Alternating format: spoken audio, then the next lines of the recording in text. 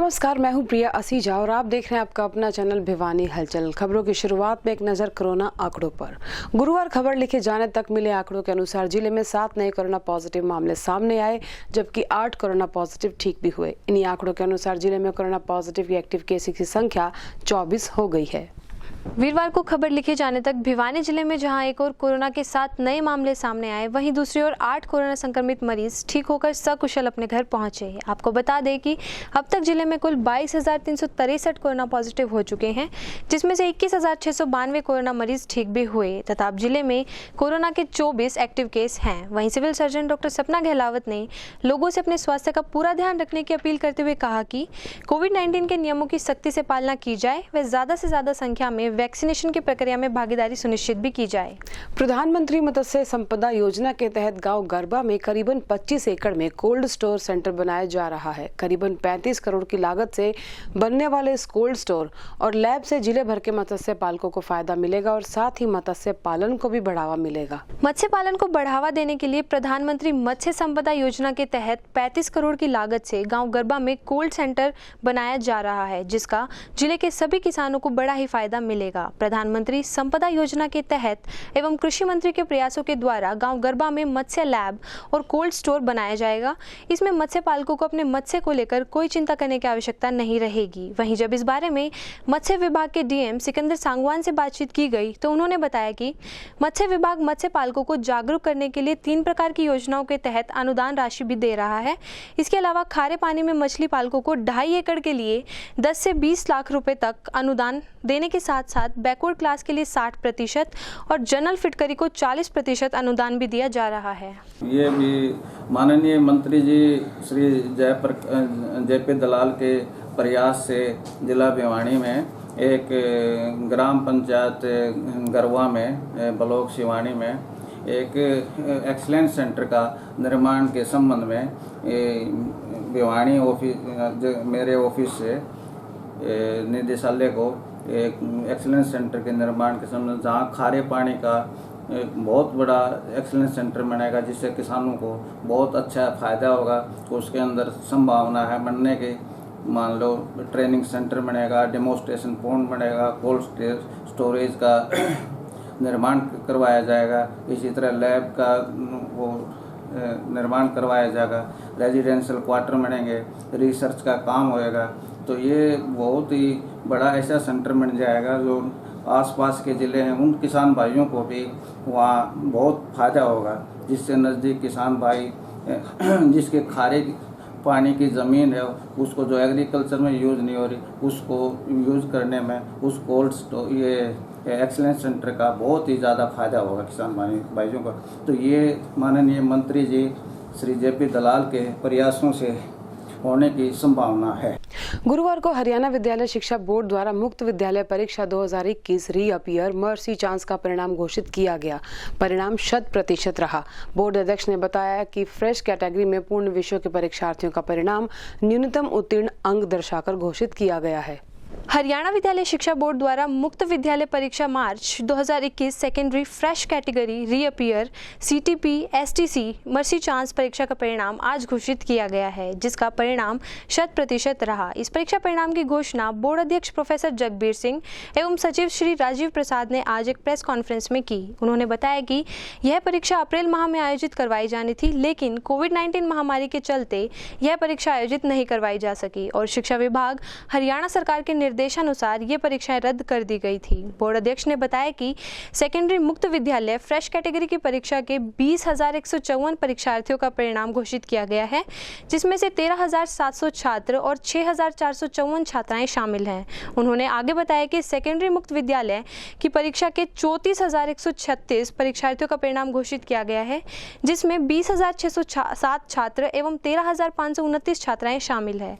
उन्होंने बताया कि सेकेंडरी मुक्त विद्यालय के फ्रेश कैटेगरी पूर्ण विषयों के परीक्षार्थियों का परिणाम सभी विषयों में न्यूनतम उत्तीर्ण अंक 33% दर्शाकर घोषित किया गया है। हरियाणा विद्यालय शिक्षा बोर्ड ओपन की परीक्षाओं का आज परीक्षा परिणाम घोषित कर रहा है। कोविड महामारी के कारण से ये परीक्षाएं संपन्न नहीं हो पाई थी। 10वीं की परीक्षा रद्द कर दी गई थी ओपन की, आज उसका परीक्षा परिणाम घोषित किया जा रहा है। सेकेंडरी मुक्त विद्यालय फ्रेश कैटेगरी परीक्षा का परिणाम 100% रहा। रीअपियर, सीटीपी और एसटीपी और मर्सी चांस वाले परीक्षार्थियों का परिणाम भी 100% रहा।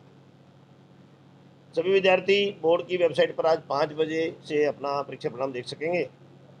सेकेंडरी मुक्त विद्यालय फ्रेश कैटेगरी जो थे 20,154 विद्यार्थी थे, जिसमें से 13,700 छात्र थे और 6,454 छात्राएं थी।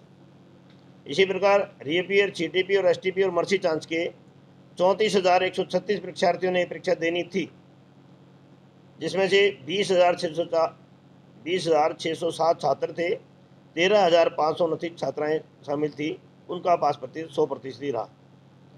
सेकेंडरी मुक्त विद्यालय फ्रेश कैटेगरी पूर्ण विषयों के परीक्षार्थियों का परिणाम सभी विषयों में न्यूनतम उत्तीर्ण अंक 33% दर्शाकर घोषित किया गया है। रीअपियर, सीटीपी और एसटीपी वाले परीक्षार्थी जो पहले ही उत्तीर्ण विषयों में प्राप्त अंक औसत अंक मानते हुए, जो उनके विषय में अंक लिए हुए थे उन्होंने, उनको मानते हुए उसके बेस पर एक सब्जेक्ट का औसत मान के परिणाम घोषित किया गया है। इसके अतिरिक्त जिन परीक्षार्थी जो एक से अधिक विषयों में फेल थे, उनके आईएनए के प्रैक्टिकल के मार्क्स जो उनको पहले प्राप्त हुए थे, उन्हीं को मानते हुए और थ्योरी में जो उनका 80% हिस्सा था, जो 60%, 70% जो भी था, उसका 33% अंक देकर के उनको पास किया गया है। जिन परीक्षार्थी द्वारा आंशिक अंक सुधार और पूर्ण विषय अंक सुधार या अतिरिक्त विषय की परीक्षा देनी थी, उनकी परीक्षाएं 16 अगस्त से लेकर 15 सितंबर के बीच में जो परीक्षाएं संपन्न होंगी, उसके बीच में वो परीक्षा दे सकेंगे। इसी प्रकार जो परीक्षार्थी हमारे इस परीक्षा परिणाम से संतुष्ट नहीं है, वो परीक्षार्थी भी 16 अगस्त से लेकर 15 सितंबर के बीच में जो परीक्षाएं संपन्न होंगी, उन परीक्षाओं को दे सकेंगे। रेगुलर के 10वीं के परीक्षा परिणाम घोषित हो सके हैं, 12वीं के 25 तारीख से पहले घोषित कर दिए जाएंगे। हाँ, 12वीं के 25 जुलाई से पहले घोषित कर दिए जाएंगे। भवानीखेड़ा मंडी में गेहूं की सरकारी खरीद में ढुलाई को लेकर सामने आए गड़बड़ झाले में संज्ञान लेते हुए खाद्य नागरिक आपूर्ति व उपभोक्ता निगम ने मामले की जांच के आदेश जारी कर दिए हैं। आपको बता दें कि इस मामले में ठेकेदार और अधिकारियों पर मिलीभगत कर लाखों के चूना लगाने के आरोप लगाए गए थे। गौरतलब है कि शिकायतकर्ता हरियाणा प्रदेश व्यापार मंडल प्रधान विजय बंसल टैनी ने डीजीपी विजिलेंस को गेहूं ढुलाई घोटाले के मामले में शिकायत भेजकर जाँच की मांग उठाई थी, जिसके बाद इस मामले में डीजीपी विजिलेंस के हस्तक्षेप से करीब 1.5 माह बाद अब मुख्यालय ने संज्ञान लेते हुए जांच के निर्देश दिए। आपको बता दें कि हरियाणा प्रदेश व्यापार मंडल प्रधान विजय कुमार द्वारा बंद शिकायत में आरोप लगाया गया था कि अधिकारियों व ढुलाई ठेकेदारों के साथ मिलीभगत कर सरकार को लाखों का चूना लगाया गया है। उन्होंने बताया कि भवानीखेड़ा में हैफेड और एफसीआई के पास गेहूं भंडारण के प्राप्त इंतजाम है, लेकिन इसके बावजूद भी वहां पर भंडारण का पूरा स्टॉक दिखाकर भवानीखेड़ा में खरीदा गेहूं भिवानी व बरवाला भेजा गया, जबकि भवानीखेड़ा में ही धनाना और जूही खरीद केंद्र में खरीदा गेहूं स्टॉक में लगा दिया। साथ ही उन्होंने यह भी कहा कि हैफेड और एफसीआई के काफी गोदाम होने के बावजूद भी ओपन में काफी गेहूं लगा हुआ है। इसी को लेकर उन्होंने सरकार से तुरंत प्रभाव से इस मामले में कार्रवाई की मांग की थी, जिसको लेकर जांच के निर्देश जारी कर दिए गए हैं। जिसमें भवानीखेड़ा का टेंडर लेबर का बिशन सिंह एंड कंपनी करनाल के द्वारा लिया गया और जूट का टेंडर ट्रांसपोर्टेशन का भी बिशन सिंह एंड कंपनी द्वारा ही अलॉट हुआ।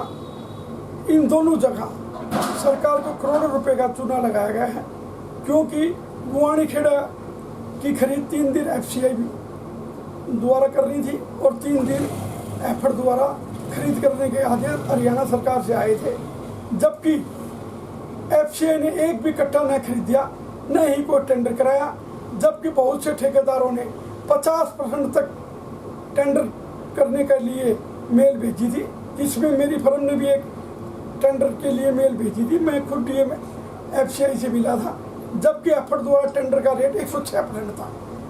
50% टेंडर न करवाकर इसमें एफसीआई ने काफ़ी गोलमाल किया और न ये एफसीआई ने एक कट्टा गेहूं का भवानीखेड़ा में खरीद किया। सारा का सारा माल एफड द्वारा जमींदारों को खरीद किया गया, जबकि एफड के वहाँ बहुत से गोदाम हैं। भवानीखेड़ा में एफसीआई के गोदाम है, वेयर हाउस के गोदाम है, एफसीआई ओपन में मतलब मंडी पंथ ओपन में भी गेहूं का भी मात्रा में लगाया जाता है, जबकि एफड ने सारा गेहूं वहाँ न लगाकर इस गेहूं को बरवाड़ा, सटेड़ा, भिवानी भेजा, जबकि धनाना अनाज मंडी का माल लगभग 3.5 लाख कट्टे भवानीखेड़ा में लगाए गए हैं, जबकि बुआनी खेड़ा का माड़ बुआनी खेड़ा में लगता तो सरकार को सिर्फ 7 रुपये कट्टा प्रति बैग के हिसाब से ठेकेदार को बैन करना पड़ता, परंतु बाहर भेजने के कारण सरकार को 35 से 40 रुपये प्रति कट्टा के हिसाब से ठेकेदार को लाभ पहुँचाया। इसमें DMFCI DMFD का काफ़ी अहम रोल है। इनके ऊपर खुद के ऊपर जांच करा के इनको इंक्वायरी जो भी सरकार के चुना लगाया इनके जेब से वसूला जाए।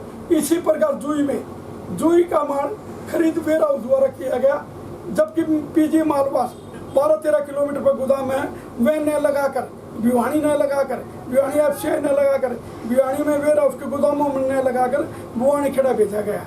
इसी प्रकार अगर ये PG मालवास में लगता तो 1500 रुपये कट्टा का सरकार को भुगतान करना पड़ता। बुआनी खेड़ा का 42 रुपये प्रति कट्टा का भुगतान किया गया। इसमें सरकार को दोनों करोड़ रुपए की लागत चूना लगाया गया। मैंने इसकी जांच के लिए मुख्यमंत्री ADGP CID विजिलेंस के DG को खत लिखा था, जिसकी परसों दिनांक मुझे सूचित किया गया भी इसकी विजिलेंस इंक्वायरी चालू हो गई है। मैं सरकार से मांग करता हूँ ऐसे अधिकारियों पर खुद के जेब से जो सरकार को चूना लगा खुद के जेब से भुगता जाए और इनके विरुद्ध FIR लो। दलहन की पैदावार बढ़ाने के लिए चलाए गए किसान जागरूकता अभियान का असर अब देखने को मिल रहा है। अगर आंकड़ों पर नजर डालें तो पिछले वर्ष की तुलना में इस बार बाजरे और कपास की बुआई में गिरावट दर्ज की गई है। संबंधित अधिकारी ने बताया कि यदि इसी तरह किसान दाल, मूंग आदि की बिजाई भी करते हैं तो सरकार द्वारा उन्हें प्रोत्साहन राशि भी दी जाएगी। हरियाणा में दलहन की पैदावार बढ़ाने के लिए पिछले वर्ष से किसानों को जागरूक करने के लिए जागरूक अभियान चलाया हुआ था, जिसके चलते इस बार हरियाणा में बाजरे की बुआई में काफी गिरावट देखी गई। वहीं जब इस बारे में कृषि निर्देशक आत्माराम गोदारा से बातचीत की गई तो उन्होंने बताया कि इस बार कपास की हरियाणा में 80,000 हेक्टेयर और बाजरे की 13,000 हेक्टेयर में बिजाई हुई तथा पिछले वर्ष यह आंकड़ा कपास की 1 लाख हेक्टेयर और बाजरे की 50,000 हेक्टेयर में बिजाई हुई थी तथा इस बार किसानों को बाजरे व कपास की फसल को छोड़कर दूसरी फसलें तिलहन, दाल, मूंग आदि की बिजाई करने पर हरियाणा सरकार द्वारा किसानों को प्रोत्साहन राशि दी जाएगी। हमारे भिवानी डिस्ट्रिक्ट का कपास का एरिया 1 लाख हेक्टेयर के आसपास था। अब की बार हमारा कॉटन का एरिया घटकर 80,000 हेक्टेयर है। और अभी हमारे डिस्ट्रिक्ट में क्या है, 2 स्कीमें हैं, मेरा पानी मेरा विरासत। उसमें जो भी किसान भाई पिछली बार जिसने पेडी लगाई हो, धान लगाया हो, उसको छोड़कर अगर वो अब की बार मूंग की फसल करे या कपास की फसल उसमें करे तो उसको 7,000 रुपये एकड़ के हम एक प्रोत्साहन राशि देते हैं। इसी तरह एक हमारी बाजरा डाइवर्सिफिकेशन की स्कीम है, उसके लिए भी लास्ट डेट अभी तक 31 जुलाई है। उसमें भी बाजरा छोड़कर कोई किसान भाई मूंग और दलहन की खेती जो भी करेगा उसको 4,000 रुपये एकड़ के हम प्रोत्साहन के रूप में देंगे किसान को, ताकि उसका भरपाई हो सके। और इस बार अभी बारिश अच्छी नहीं हुई अभी तक, तो हमारा बाजरे का एरिया पिछली बार जो 90,000 हेक्टेयर था तो घटकर अभी तक तो हमारा सिर्फ 12,000 हेक्टेयर एरिया में बिजाई हुई है। बाकी अभी संभावना है कि जैसी बारिश होगी तो इसका एरिया बाजरे का लगभग हमारा 50 से 60,000 हेक्टेयर हो जाएगा। और अब की बार हमने एक मुहिम चला के पूरे ज़िले में बाजरे का एरिया घटाकर, जैसे हमारे देश में हमारे प्रदेश में तिलहन और दलहन की कमी है तो दलहन को बढ़ावा देने के लिए हमने मूंग की बिजाई करवाई है। तो कम से कम 30,000 हेक्टेयर में हमारा मूंग का एरिया इस बार हो जाएगा और बाजरे का एरिया वही 30,000 हमारा कम हो जाएगा।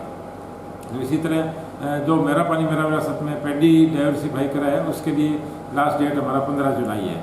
और अब भी हम गांव-गांव में जल शक्ति अभियान के दौरान और कपास दिवस के रूप में, जैसे पिछली बार कपास की फसल हमारे डिस्ट्रिक्ट में काफ़ी ख़राब हो गई थी, तो उसको देखते हुए हमने कपास का जो एरिया है उसमें हमने जगह जगह बड़े बड़े गाँव में किसान के साथ ट्रेनिंग कर रहे हैं, किसानों को समझा रहे हैं कि कपास में आप जुलाई के महीने में कौन सी क्रियाएं आपको करनी है ताकि आपकी कपास की जो फसल है अच्छी हो सके। तो इसके साथ साथ जल शक्ति अभियान में हमारे माननीय उपायुक्त महोदय की तरफ से जो हमारे को प्रोग्राम मिले, हम गाँव में जल संरक्षण के बारे में बता रहे हैं, जल का संरक्षण, जल का उपयोग कैसे हो, जल का बचाव कैसे किया जा सके। उसके साथ साथ हम गाँव में सॉइल हेल्थ कार्ड की स्कीम जो हमारी बनी हुई है, हम मिट्टी की सैंपल ले रहे हैं, मिट्टी की जांच करवा के किसान को सॉइल हेल्थ कार्ड भी दे रहे हैं। काफी समय से अपनी लंबित मांगों के पूरा न होने के चलते आज नगर परिषद सफाई कर्मचारियों ने शहर में रोष प्रदर्शन किया। अपनी मांगों संबंधी ज्ञापन जिला उपायुक्त को सौंपकर उन्होंने अब तक उन्हें कोविड वैक्सीन की डोज भी न दिए जाने के प्रति नाराजगी जाहिर की। वीरवार को नगर परिषद के सफाई कर्मचारियों अपने लंबित मांगों को लेकर शहर भर में प्रदर्शन करते हुए लघु सचिवालय पहुंचे, जहां उनके द्वारा जिला उपायुक्त के माध्यम से स्वास्थ्य मंत्री को ज्ञापन भी भेजा गया। वहीं जब इस बारे में नगर परिषद के सफाई कर्मचारी के जिला प्रधान विजय कुमार से बातचीत की गई तो उन्होंने बताया कि कोविड-19 के समय उन्होंने कोरोना योद्धा बनकर शहर की स्वच्छता में कोई कमी नहीं छोड़ी, लेकिन अभी तक हमारे सफाई कर्मचारियों को कोविड की डोज भी नहीं लगी और ना ही कोविड-19 के समय के सुरक्षा उपकरण दिए गए। उनकी मांग है कि कच्चे कर्मचारियों को पक्का किया जाए तथा सभी कर्मचारियों को जल्द से जल्द कोविड वैक्सीन लगवाई जाए व सुरक्षा उपकरण भी उन्हें उपलब्ध करवाए जाएं। साथ ही उन्होंने चेताते हुए कहा कि यदि 7 दिन के अंदर अंदर उनकी मांगें नहीं मानी गई तो नगर परिषद सफाई कर्मचारी हड़ताल पर चले जाएंगे, जिसकी जिम्मेवारी जिला प्रशासन की होगी।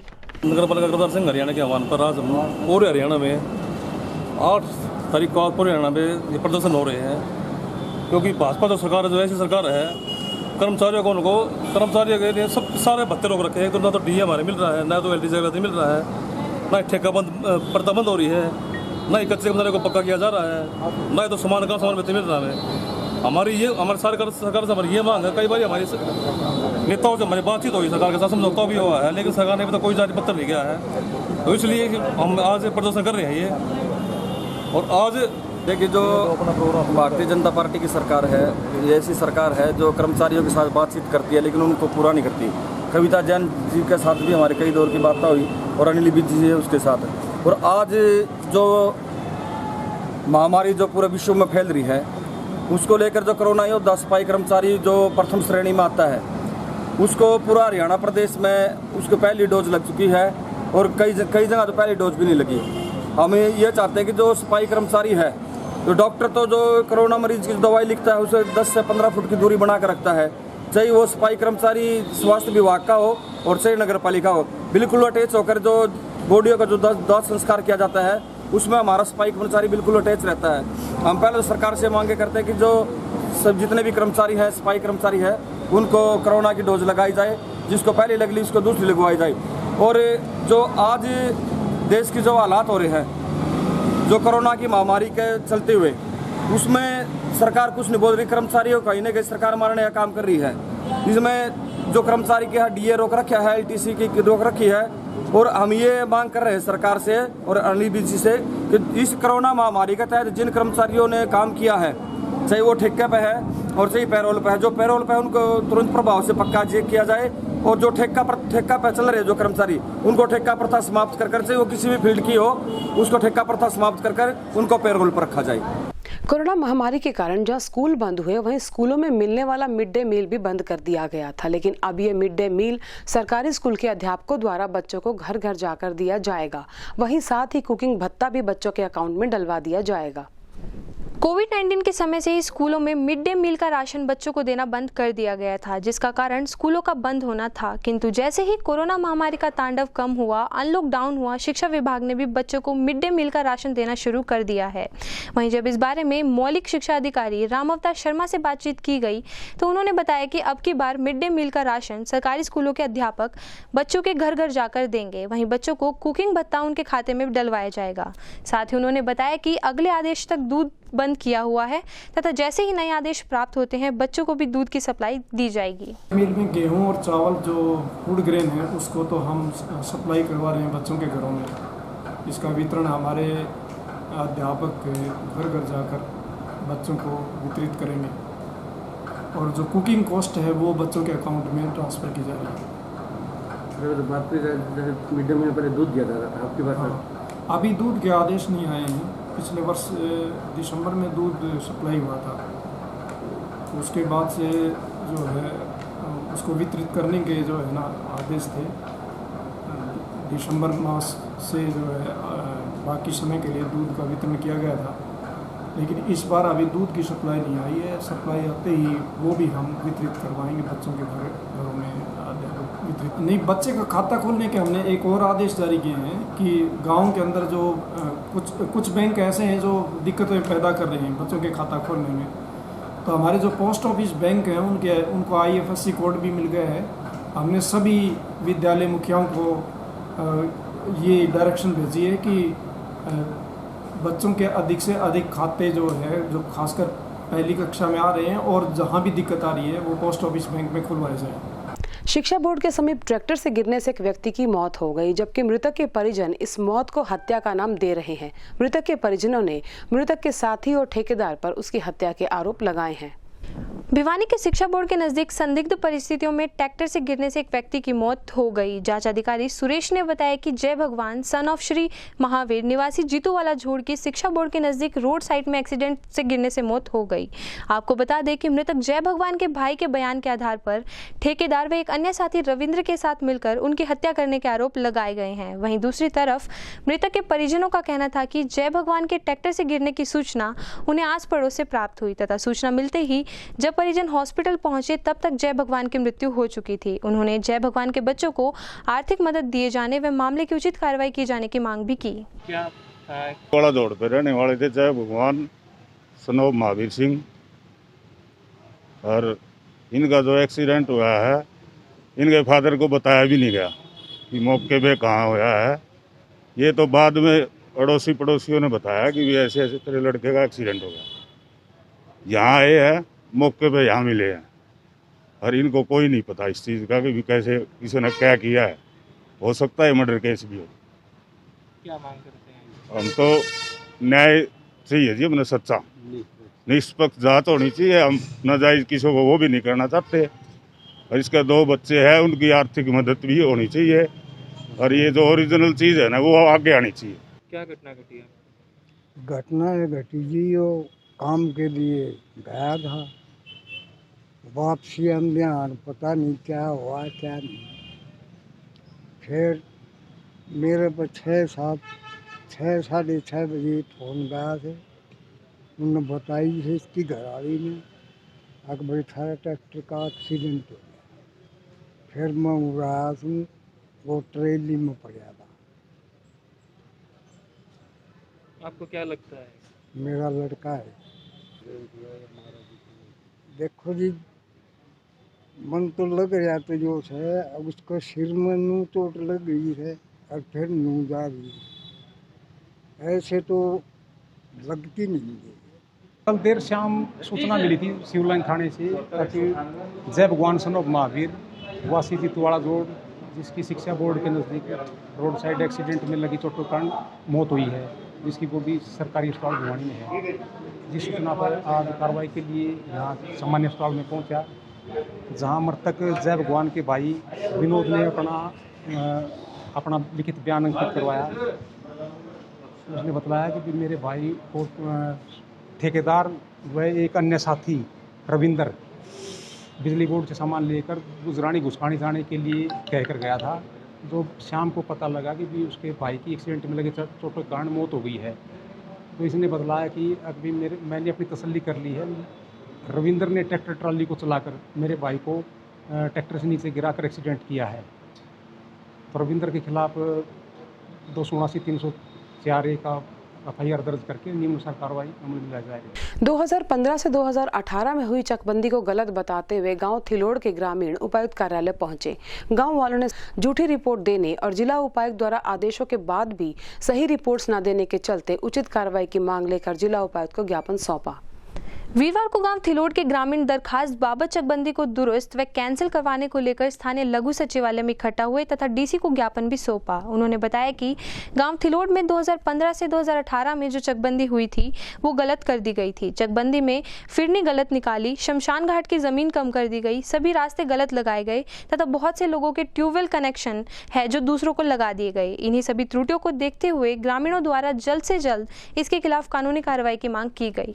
हमारे गांव में 2015 से 18 तक चकबंदी हुई थी, उसमें इतनी अनियमितताएं कही हैं जिससे कि गांव वालों ने एक आदमी ने भी कब्जा नहीं पकड़ा, इतनी गलतियां कर रखी हैं। और सरपंच है वो झूठी डीसी साहब को रिपोर्ट देकर के आया था। 2018 में डीसी साहब गांव में गए थे, उनने गांव वालों को किसी को नहीं बताया सरपंच ने, और हमें पता लग गया तो हम डीसी साहब को मिले। डीसी साहब ने ये कहा कि भाई आपने तो 90% कब्जे पकड़ रखे हैं। हमने उसी जगह पर गिरदावरी दिखवाई और सब आदमियों से कहवाया कि किसी भी आदमी ने कब्जे नहीं पकड़ रखे। डीसी साहब ने माना कि यहाँ गलती हो रही है।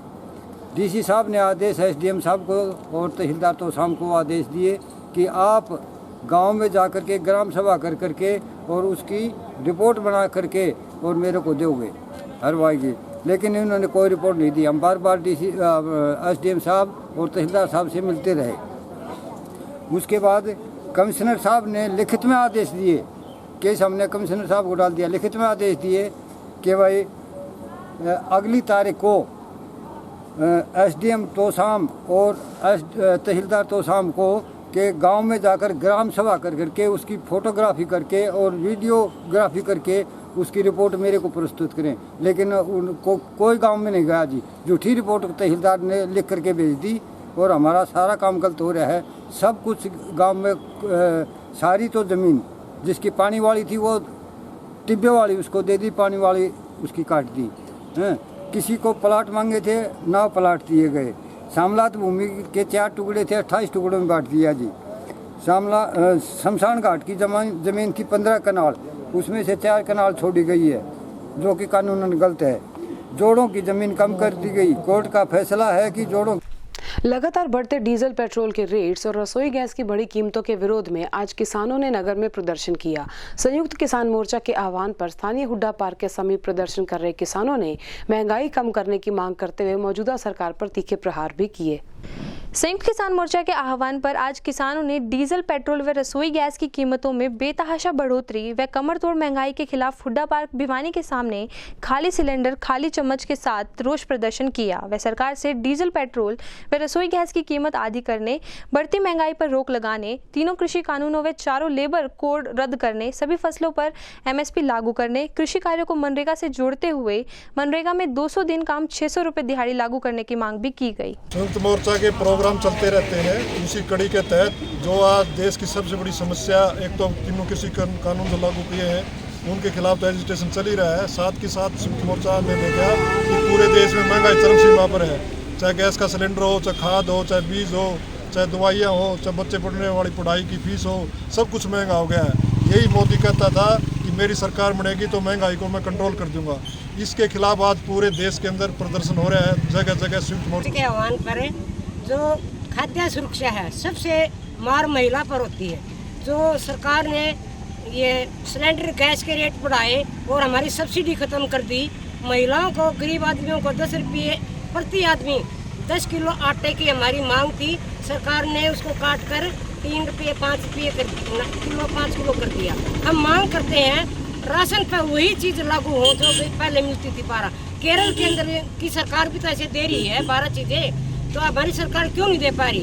हम ये कह रहे हैं हमारा अन्नदाता पूरा अनाज पैदा करता है, सरकार को धरने के लिए जगह नहीं है और हमारा गरीब आदमी सड़कों पर भूख के लिए मारामारी कर रहे हैं। हम सब देश का जन जन महंगाई से त्रस्त है। तो इस आंदोलन के दौरान संयुक्त किसान मोर्चा ने यह फैसला लिया कि पूरे भारतवर्ष में 8 तारीख को 10 से 12 बजे तक सड़कों पर या निर्धारित स्थानों पर प्रदर्शन करेंगे। उसी कड़ी में भिवानी जिले के लगभग बड़े गांव में हर ब्लॉक स्तर पर, हर धरना स्थल पर, हर टोल पे आज ये प्रदर्शन किए गए। उसी कड़ी में भिवानी में ये चौधरी सुरेंद्र सिंह मेमोरियल पार्क के सामने, हुड्डा के सामने यहाँ किसान और मजदूरों ने मिलकर महंगाई के खिलाफ प्रदर्शन किया है। और हम सरकार से मांग करते हैं कि तुरंत पेट्रोल और डीजल को जीएसटी के दायरे में लाया जाए। जो सरकार में लोग बैठे हैं वो 7 साल पहले सड़कों पर नंगे होकर के, जब पेट्रोल 60 रुपये के आसपास था, डीजल 45-47 रुपये लीटर था और इंटरनेशनल मार्केट में क्रूड के भाव 100 से ऊपर थे, तब ये महंगाई की मार की बात करते थे। और इसी के साथ दीजिए हमारी पूरी टीम को इजाजत। बने रहिए भिवानी हलचल के साथ।